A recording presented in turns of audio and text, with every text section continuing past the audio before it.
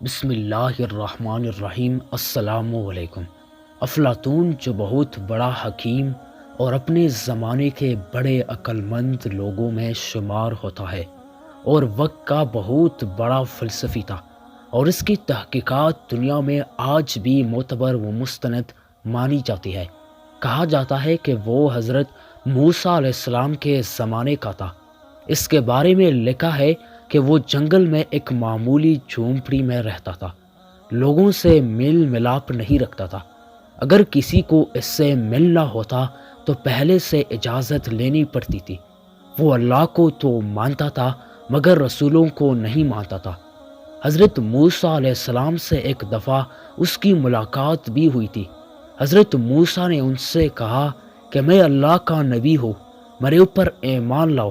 تو اس نے کہا کہ میرا ایک سوال ہے، وہ یہ کہ فرض کیجئے کہ اللہ تعالیٰ تیر پھینک رہا ہے اور بندوں کی جانب پھینک رہا ہے، اور بندے اس کا نشانہ ہے، اور اللہ کے تیر یہ مصیبتیں اور پریشانیاں، بیماریاں و حادثات ہیں۔ اگر بندے اللہ تعالیٰ کے ان تیروں سے بچنا چاہے تو کیا طریقہ ہے؟ حضرت موسیٰ نے اس کے سوال پر فی البدیہ جواب دیا کہ تیر پھینکنے والے کے بغل میں بیٹھ جاؤ، اس لیے کہ تیر پھینکنے والا تو سامنے تیر پھینکے گا، اپنی بغل میں نہیں پھینکے گا۔ مطلب یہ تھا کہ اللہ کے قریب ہو جاؤ۔ جو اللہ کے قریب ہو جائے گا اسے تیر کیسے لگے گا، اور جو دور رہے گا ظاہر ہے کہ اسے تیر لگے گا۔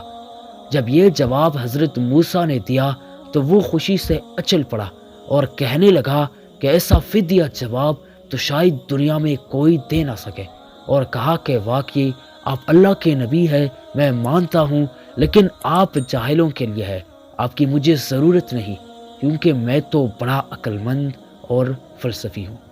ناظرین، حضرت موسیٰ علیہ السلام نے افلاطون کو کیسا عجیب جواب دیا۔ حضرت موسیٰ علیہ السلام جو کہ اللہ کا پیغمبر تھا، وہ بڑا عقل مند تھا۔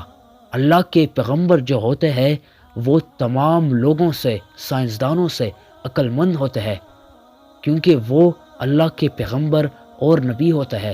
اللہ ان کو کتاب دیا کرتے ہیں، اللہ ان کو وحی کر دیا کرتے ہیں۔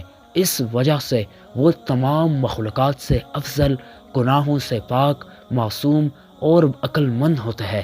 اس وجہ سے موسیٰ علیہ السلام نے افلاطون کو ایسا جواب دیا کہ وہ حیران ہی رہ گیا۔